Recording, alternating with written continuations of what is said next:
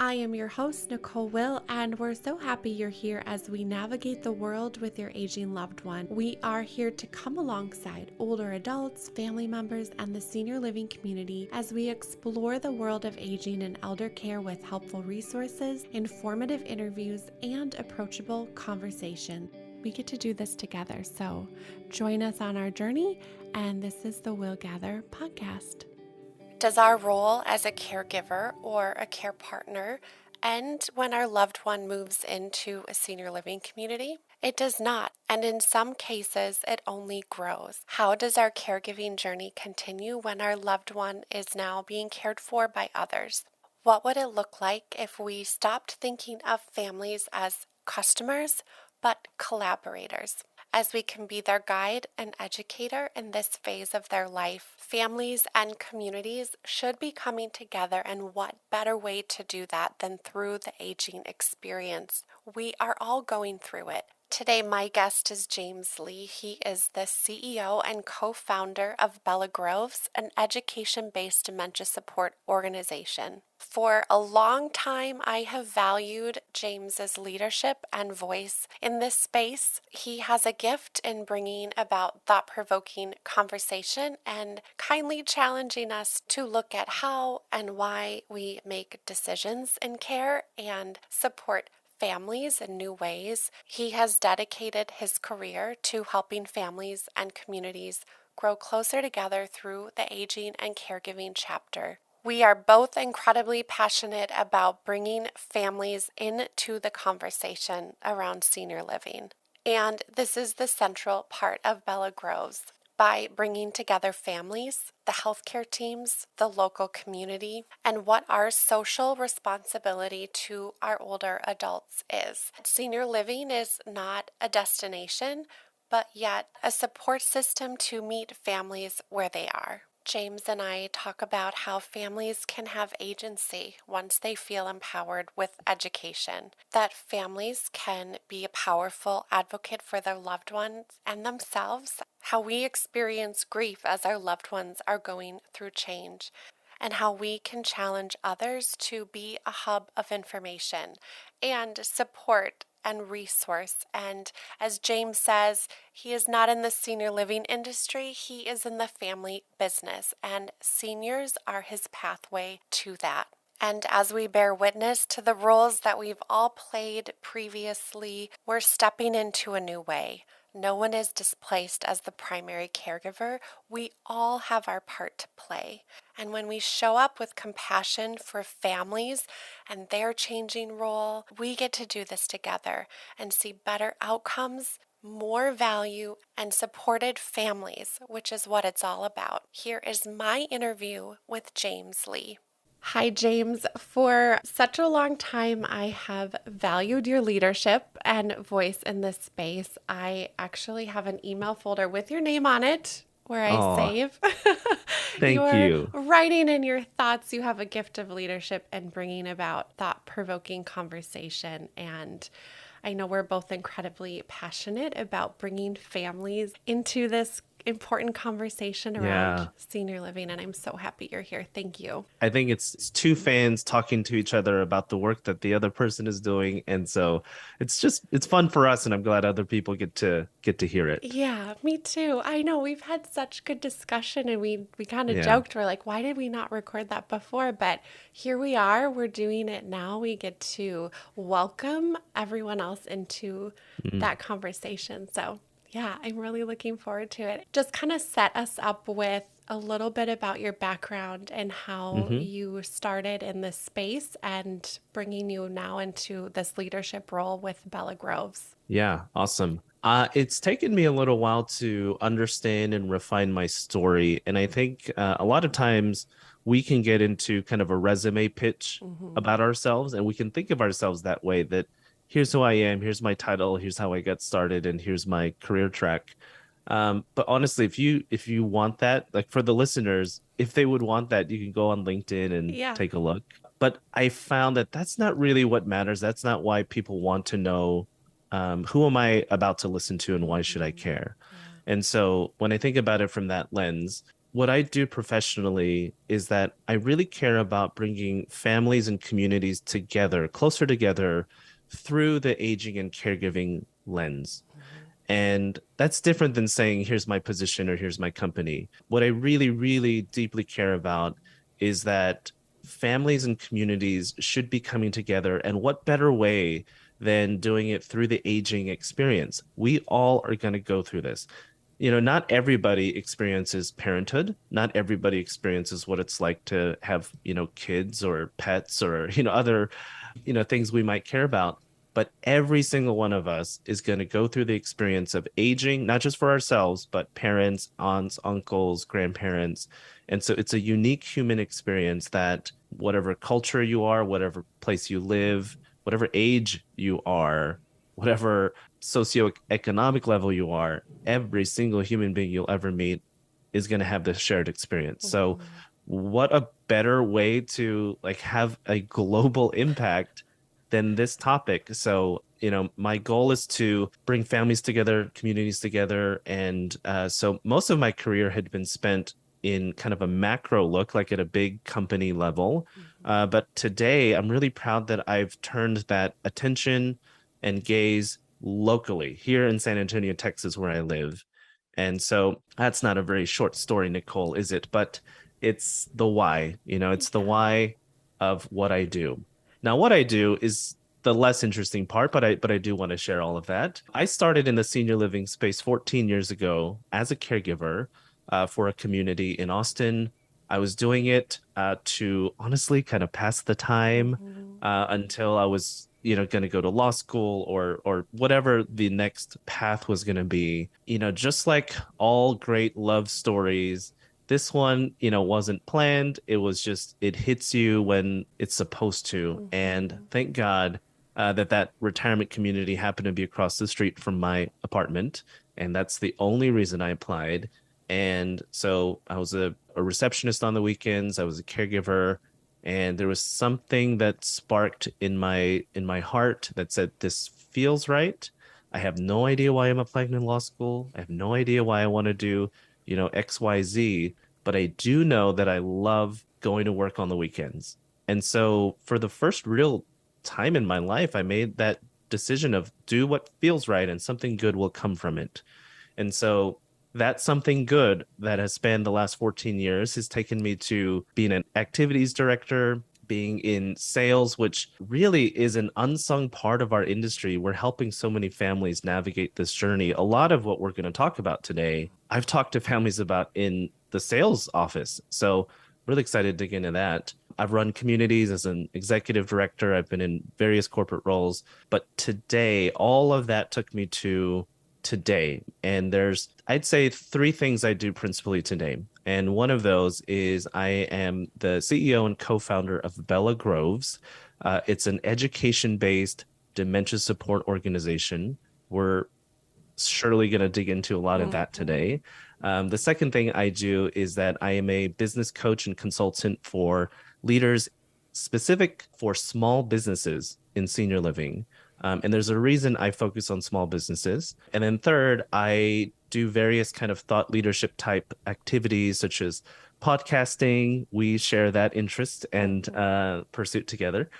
So I do podcasting for leaders in this space, as well as speak at industry conferences and coach at private organizational events. So, that's a mouthful. Yeah, So I got good. it. We Yeah. need that though. I loved how you started out sharing your passion behind what you do and why we're here. And that's what I meant when I said, just, I love hearing your thoughts and your perspective because it causes us all, I think, to like shift how we're thinking a little bit, which is so refreshing. So, yeah. Yeah. Thanks for Yeah. saying that. I know at times it feels like we're sitting on a therapy couch and like being philosophical, but why not? I mean, why Yeah. shouldn't we care about the meaning behind the things that we say? And this is one of them. When people ask, what do you do? Most of us in our industry sell ourselves short by telling people our position or our Yeah. company, when really what we should be saying is what I started off with, which is, why does any of this matter to me in the first place? And so I tell my friends and family, I'm not I'm not in the senior living industry. I'm in the family business, and Mm-hmm. seniors is just my pathway to that. And that is why we're here today, is Hmm. that shared look at how family is so important, Yeah. and how we really need to celebrate them and take all of their journey and their life meaning into account. And I think at times we don't often do that. So having you share really the mindset too behind why you created Bella Groves and how it's actually a dementia education company, and how you've set these families up for success to figure out how to navigate that is what I'm really excited about. So, Yeah, yeah. I love that we get to talk directly to families. So much of what I do is industry facing, professionals facing, but at the end of the day, we need to be speaking to families. And what I love about your intention here, Nicole, is that you want to bring families into these conversations. And that is exactly what our industry should be doing at large. You know, Mm-hmm. stop thinking of families as customers and think of them as collaborators, and we would get so much further. Yeah. And you and I had talked about also that it really isn't that separate unit, that the Hmm. family and the caregiver and the resident, they Yeah. live together in that same party and in that same conversation. Yeah. It's an aha moment that I'm so glad I had, and I attribute it to one of our conversations. There's a very, very common phrase in the senior living industry, specific in the sales process, that I have heard over and over, and I'm guilty of saying myself. And that statement is that we're talking to, in this example, let's say we're talking to the adult daughter and she's looking at senior communities for her mother. The very common phrase you'll hear is, "Oh, Nicole, you'll get to be the daughter again and not a caregiver. And won't that be great? Please choose us." And I couldn't figure out why I hated that phrase. And it was one of our conversations that helped me kind of unlock that shouldn't be our goal. And that's not what families are looking for. They're not looking to outsource their responsibilities as a caregiver or as a family member. You are always the daughter, and this doesn't change that fact. And so if and another common thing that our industry perceives is that there are two customers that we're working with, the resident and then their family member. And so even internally, when I say family, everyone in our industry assumes family means the adult children, sister, brother, aunt, uncle. But that word family excludes the senior, the person that we're all kind of, supposed to be helping. Mhm. And so they say the resident and the family instead of the family to be inclusive of that senior person. So there's a lot of threads we can pull on that. But in essence, what you and I are saying here is that if we treat the senior person as integral to the family, and we attach it to kind of my earlier statement that we're in the family business, not the senior business, I think we would get a lot further than where we are today. When we talked before, also, we had this conversation all around that whole mindset. And I think Hmm. we both felt really encouraged after that, Yeah. you being in that role and me being in that family Hmm. supportive, that we shared that bond of we're here for families, and that Right. was really central. And that the things maybe we've said before, it's that whole, saying, when you know better, you do better, Yeah. and that we Absolutely. can come into that in a different place. And Hmm. you shared with me, which I loved, that social contract of dementia care, that is Hmm. really the framework for how you model that care. I want Hmm. you to tell people what that is and what that Yeah. looks like. Yeah, thanks. I think if you can picture most of senior living, unintentionally, I'll grant it that unintentionally positions the value of senior living as a here versus there. It's an A or B, your house or our community. When you have that orientation or that view of what we do, then it's a very linear thing. You're either on that side of the line or you're on this side of the line.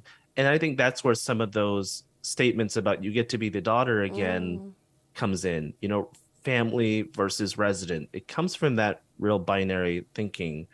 But if you think about what families are, in essence, seniors, I don't know about you, but at least in my family, it was always expected that as grandma and grandpa got older, somebody else in the family was going to kind of absorb or take the principal role in caregiving. It's an uncommon thing if you think about that. Seniors in a congregate living setting, that's a very, very new thing in relative Mm-hmm. to human evolution, right? Mm-hmm. And so it's not a natural thing.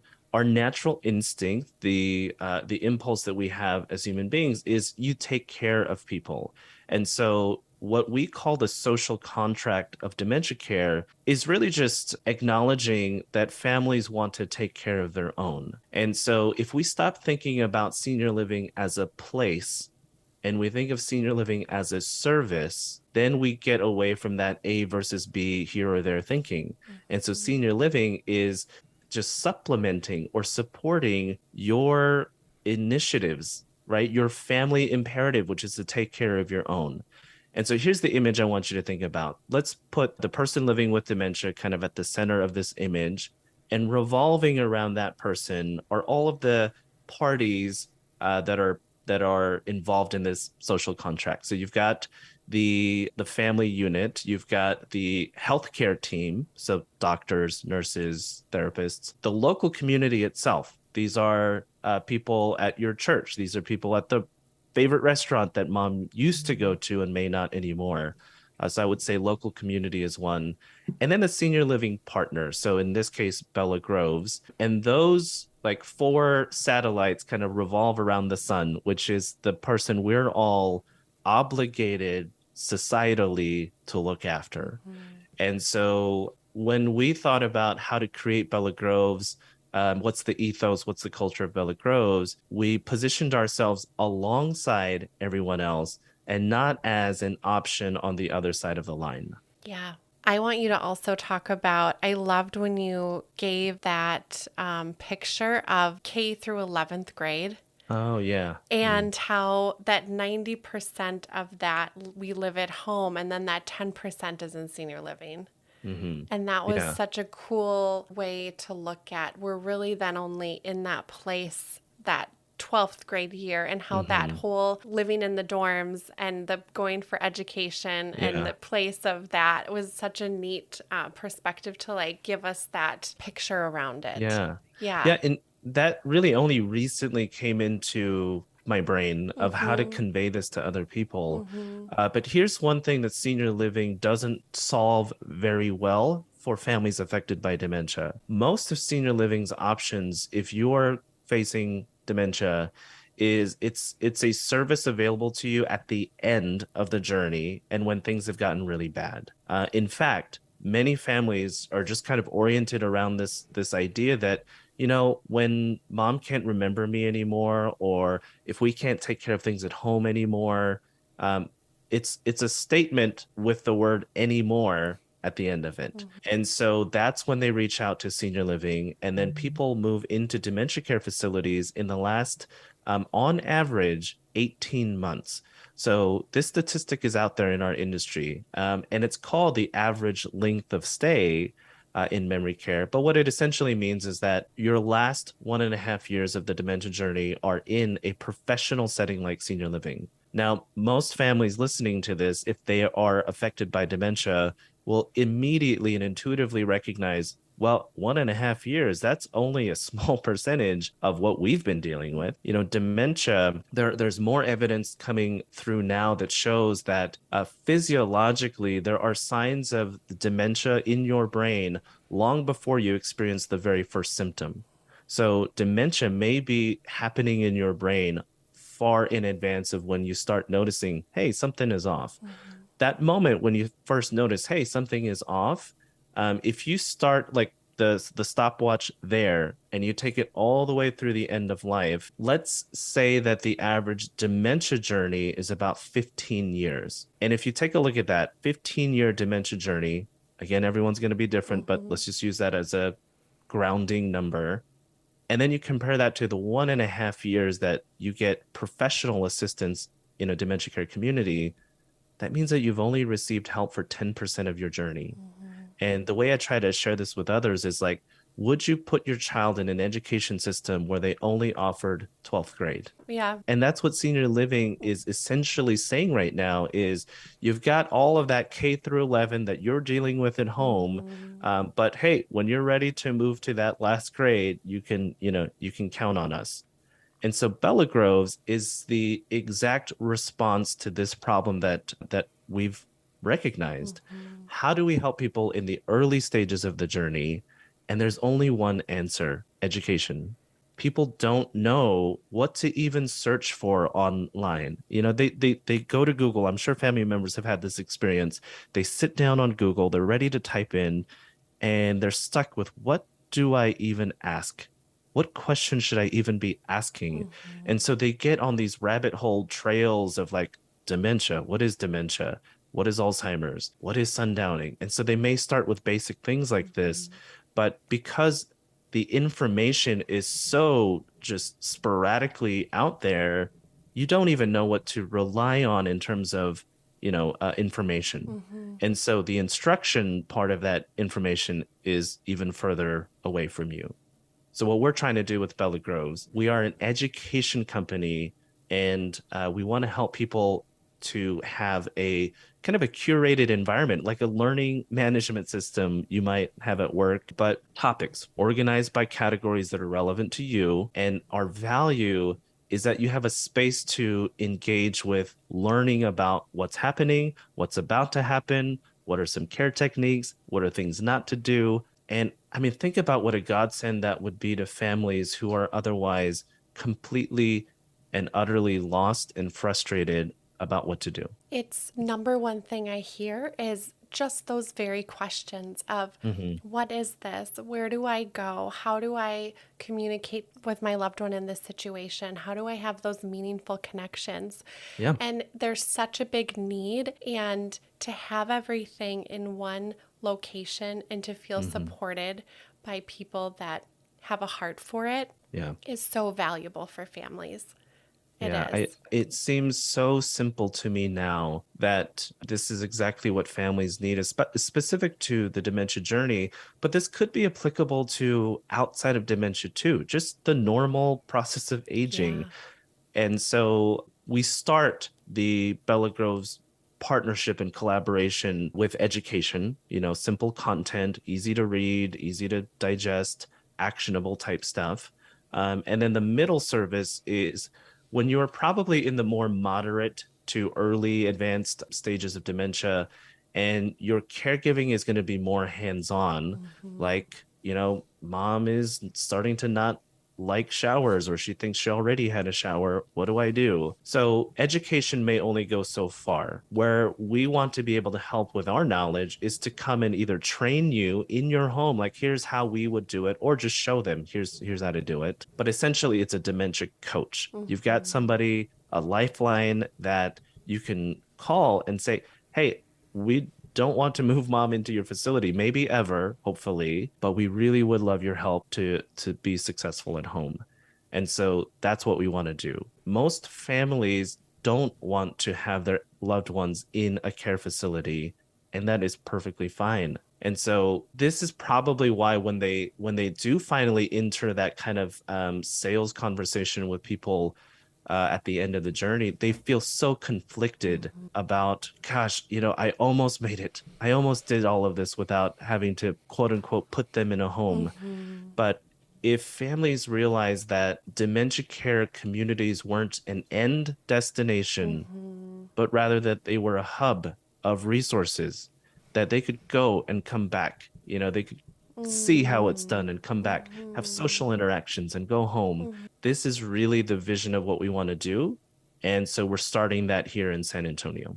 And I hope that it reaches everyone, because Yeah, when thank I you. think of going through that journey with my own family, that is exactly the experience that I want.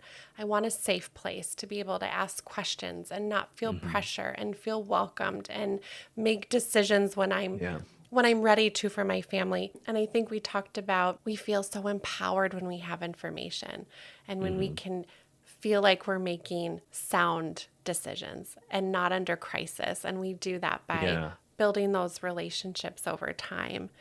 There was Yeah. something that you had talked about is this is the only product that we purchase for the rest of our lives, Hmm. essentially. And the promise we make to families is that sometimes families say, okay, mom, I'll never move you into a community.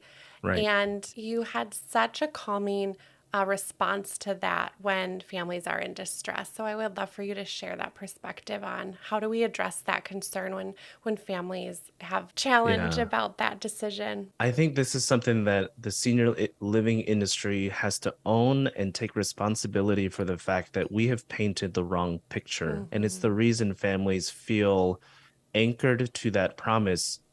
Mom, dad, I promise I'll never put you in a home.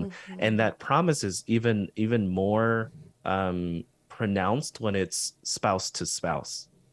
Honey, Yeah. I'll always be here for you. Think about that marriage vow of like, Yep. for better, for worse, sickness and in health. And so, this feeling of guilt can't be overcome by a great salesperson who says, Nicole, you get to be the daughter again. In fact, it only exacerbates that guilt, right? Mm-hmm. So, I think we have to kind of peel the layers back on what is the intention of that promise. And really, the intention of that promise is, I'll never leave you. I'll always be here to help you. Mm-hmm. And so when senior living paints the picture of it's either there or here, whatever rosy words we're using, we're saying it's here or there.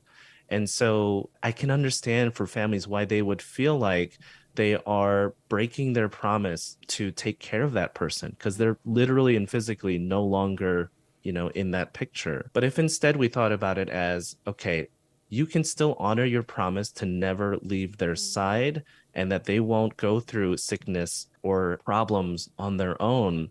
And if we, like at Bella Groves, if we are your companions on this journey, if we are the guides, if we are your collaborators, Mm-hmm. then you get to keep your promise that you've never put them in a home, right? Metaphorically speaking, you've never put them in a home and you've never put them somewhere where you've abandoned your vow to be with that person. And so, for our families who do have loved ones living at Bella Groves, I would seriously doubt that any one of them felt like they put their loved ones in a home. I would venture to say, and in fact, they've been kind enough to write these reviews and you can see them online. What they say, what they speak to is not thanks for giving us a place for my dad to go to. What they say is that we were without hope and now we have hope. Mm-hmm. We weren't feeling a lot of joy and we feel a lot of joy now. There's Mm-hmm. not a single person that we support that would say they put their loved one in a home. They would tell you we found great partners to help us in our promise and we are keeping that promise. And isn't that what that social contract really Mm-hmm. means? So I think our industry bears a lot of that responsibility for framing it in this way. So of course families wouldn't want to engage in conversations with us, but if we just slow down and we peel back that onion and we're like, what is the essence of that promise? Mm-hmm. Then we can actually come up with better solutions. The mindset with including families in that conversation, it's that whole idea of any great story.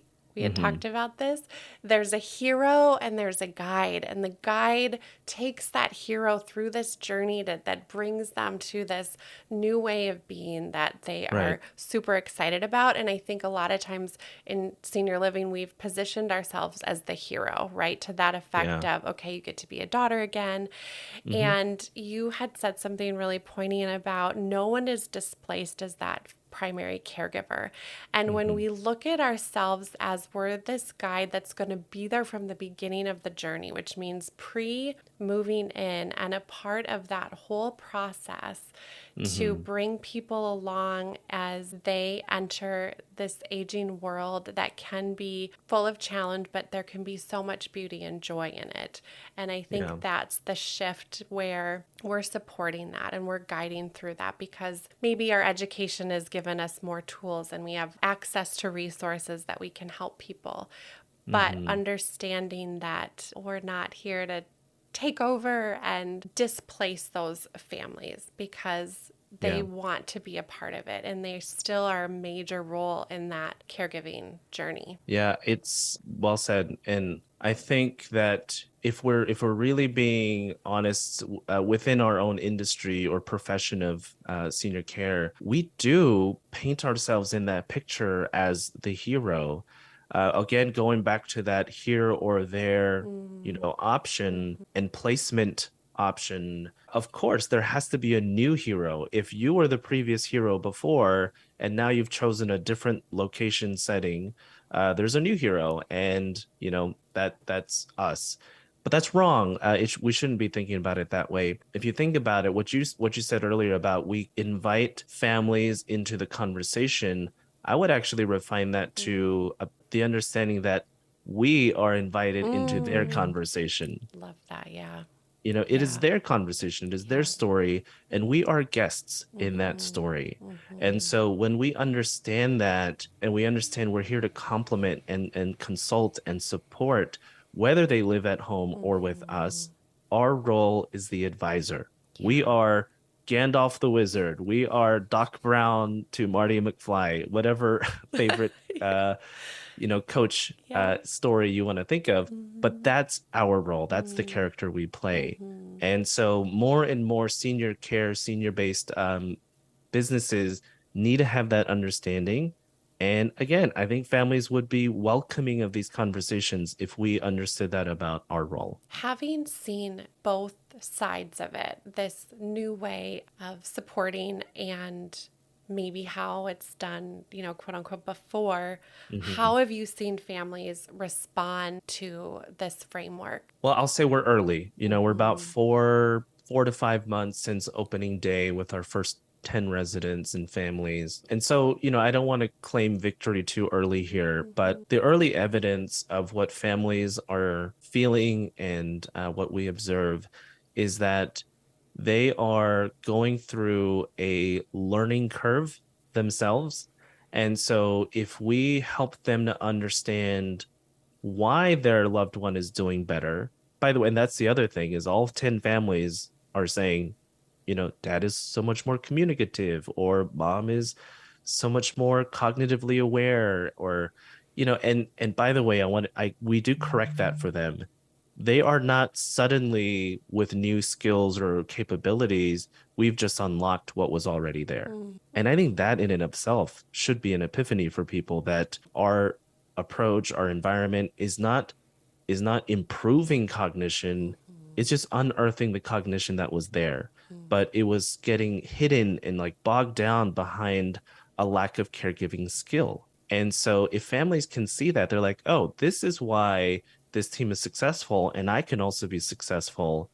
I mean, isn't that empowering? Oh, so much. Yeah. Yeah. And so I think generally the experience that our families are having, beyond kind of that surface where we're happy here and there's more joyful experiences, etc., I think the deeper insight that most families are going through is recognizing, we can do something about this. And if we can have people come to that realization much, much earlier, think about how much unnecessary pain that they could have avoided, that their loved ones could have avoided.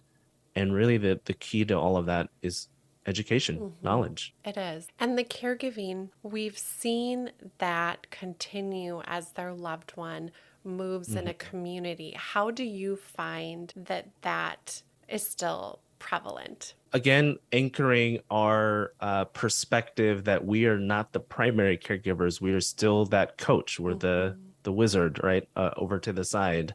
What we aim to do is to help families to facilitate their caregiving instinct. So what I mean by that is, in most other assisted living or dementia care communities I've been a part of, when families come to visit, they almost feel like guests. They feel like they come in, don't really have a lot of specific intention or purpose other than to see their loved one. But what we're trying to change that to for our families is, each time you come in, we want to help add or refine a skill related to dementia. And so they clearly still the primary caregiver, they're still the primary character in the true hero's journey.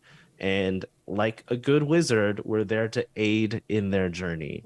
And so I think families come more frequently, they enjoy their visits more. One specific example I'll share with you. It's a heartbreaking example because it happens so frequently. It's this deep fear that families have, again, associated with that promise that they felt like they broke of not putting someone in a home. But inevitably, when they kind of reconcile with that and their loved one is in that community, think of the feeling that family members have visiting and then leaving. So it's not just that they move them into a home, it's that they repeatedly leave them in that home. And that immense guilt, especially if we can't clarify it for them, how that must just wreck, their hearts.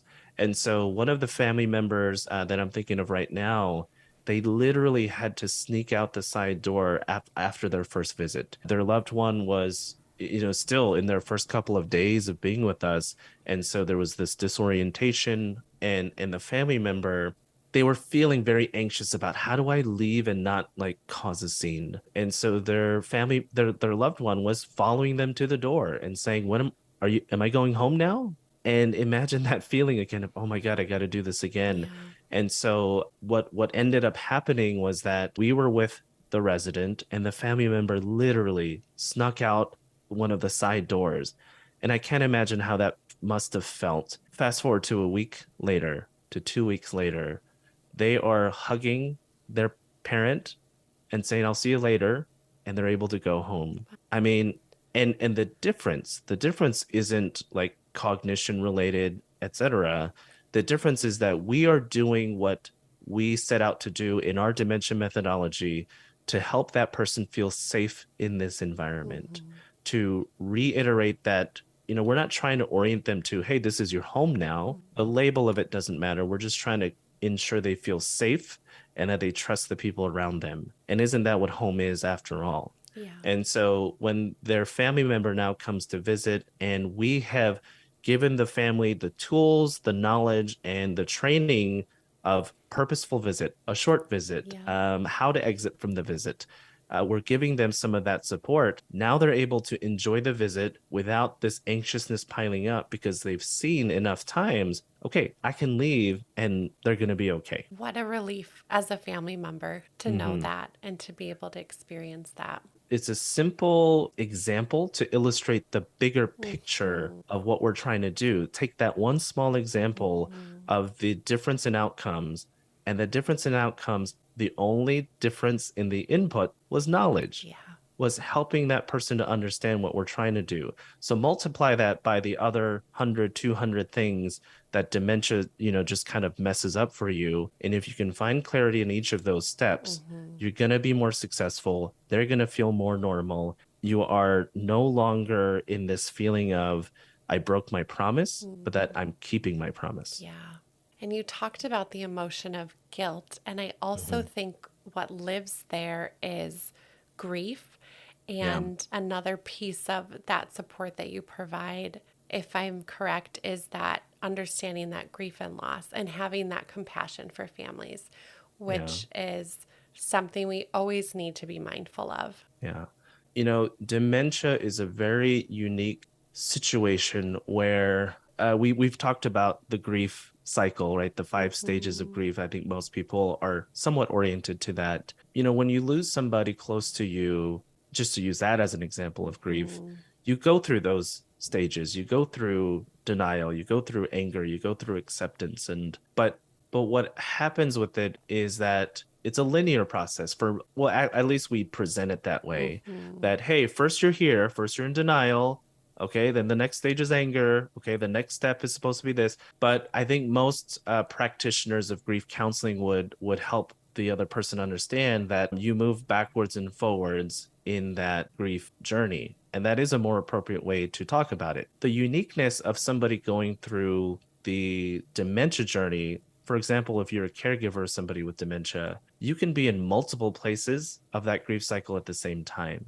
You can both be in denial and be in acceptance at the Mhm. exact same moment, but there's no other place in life where that is appropriate or feels relevant. So I think families add on to that guilt of like, oh wait, okay, we had already accepted that mom is moving to Bella Groves and we shouldn't feel guilty anymore. Why do I still feel guilty? And so when we can help them to find the language and even the imagery to think about, Nicole, it is actually perfectly normal that you feel that you are in different stages of this. So it's not as simple as just counseling somebody through grief. It's helping them understand that you can be in multiple places at the same time, and here's how we can help you kind of work through that. The other thing families have shared with me, I'm sure you've heard this again, is that families affected by dementia feel like they have two losses, that they feel like they have the identity loss of their loved one, that they are quote unquote no longer the same person.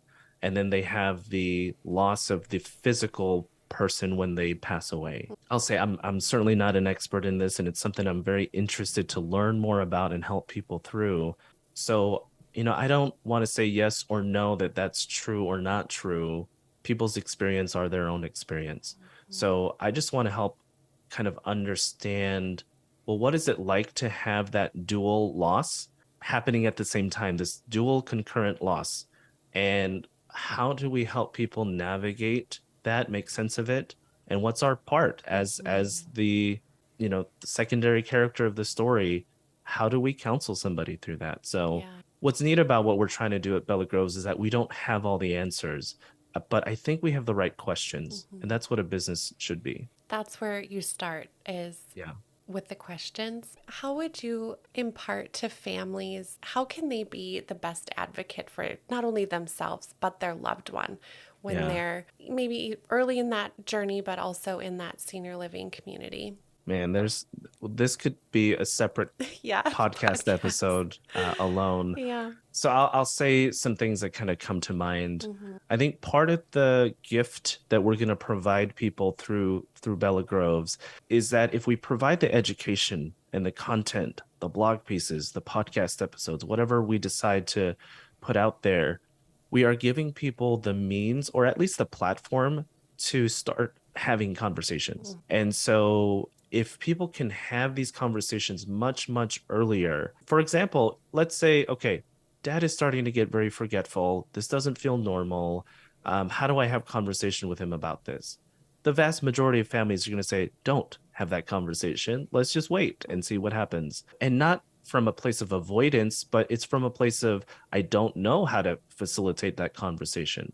So, but imagine if you had the tools and the context, or even literally a dementia coach by your side, us helping you to navigate that conversation. A lot of people in the end of dementia care wrestle with the conflicted emotions around, I don't know what their wishes are. I think I know what their wishes are, but I can't ask them anymore, or that's the feeling. And so one of the best things I think families can do to be advocates is to set the stage to be their advocate. And that means having conversations earlier in the process and as soon as you see things start to change. This is not exclusive to the dementia journey. This is for everybody. If your parent has the cognitive wherewithal to have these conversations with you, the appropriate time is now. It is today.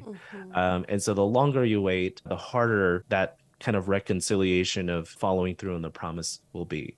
So I think that's one. I think some practical things for families in the kind of middle to later stages of caregiving journey is that they need to, well, if you're in San Antonio, call us and we'll help you with that. But if you're not in San Antonio, I think if you understand this concept of the social contract of care, until you find somebody to help be your consulting partner in that journey, you are that person, meaning you have to be the person who coordinates everybody else. So I think families oftentimes feel like, well, let's go to the doctor and see what they have to say, and we'll just go from there. I think what families sometimes forget is that advocacy means that you have a game plan, right? Here are my mom's wishes, and here's my responsibility in honoring her wishes. So, neurologist, primary care physician, physical therapist, here's our plan. Can you help me make sense of this? What am I missing? So, we should be going to medical professionals and having them understand our plan instead of going to get our plan from them. And being at the mercy of a plan that feels out of control for us, and Yeah. I think Ex- having some ownership over that. Exactly. And this is why when families get to kind of, in particular, the end stages of the journey, and then you have to add in what is palliative care? What is hospice? And who writes the order for that? And who pays for this? All of these things make it so much harder for you to just, this is going to sound weird, but to enjoy the process. I think that there is enjoyment in, or maybe it's not enjoyment, but it's satisfaction or it's reconciliation. But I think everybody can honor the end of life part of the journey if they do their homework up front. And so, when my dad passed away from his cancer journey, I do feel like we got to that place at the end where, of course, I didn't enjoy him dying. Of course, he didn't enjoy being in end stage cancer, but we did find enjoyment in the conversations we were able to have. There was no confusion about where's he going to be? How are we paying for this? We did the homework ahead of time, and we did it early, and we went through the pain and the struggle of the conversations so that we didn't have to deal with the pain and the frustrations of ambiguity at the end. Yeah. And so what you want at the end, if you're a family member, if you're keeping that promise of I'll never leave you, I'll be by your side, do the grunt work early, get your homework out of the way. You're the advocate that's seeking counsel from the other parties in the social contract, but you hold the plan. And by the end of the journey, if you can shift your mindset to how do I find enjoyment in this? How do I have them find enjoyment in this? I think the thing anybody would want is to have a beautiful final chapter. And that's what family members get to be. And we should orient our work around that thought. That was beautifully said.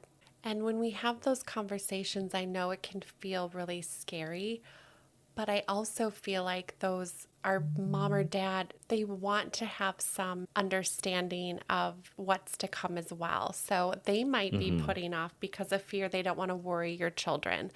And in those moments, you do build in relationship and intimacy when you're talking about some hard stuff. So I loved how you framed it, where do the hard stuff now, because then when you're in that place, you can be present. And you can be present. You can be present. Yeah.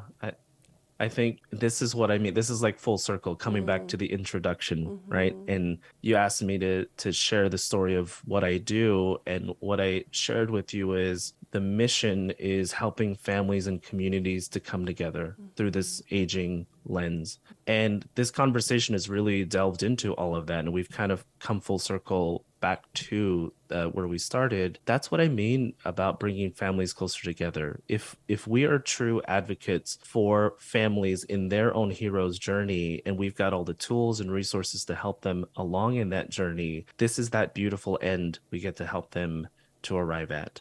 And there's so much joy you can have along the way. And that's the tagline to our company, Bella Groves, you probably know it, is unconditional joy. And so that's really what we mean by everything that I've just talked about. We can summarize it into two words, which is unconditional joy. No matter what happens, no matter what circumstances come in life, you still have autonomy, you still have control, and your loved one has agency. Dementia doesn't take that away. You just have to work harder to uncover what that agency is. But if you can put all of that together and you've got the right guide, you become a stronger advocate by having stronger partners.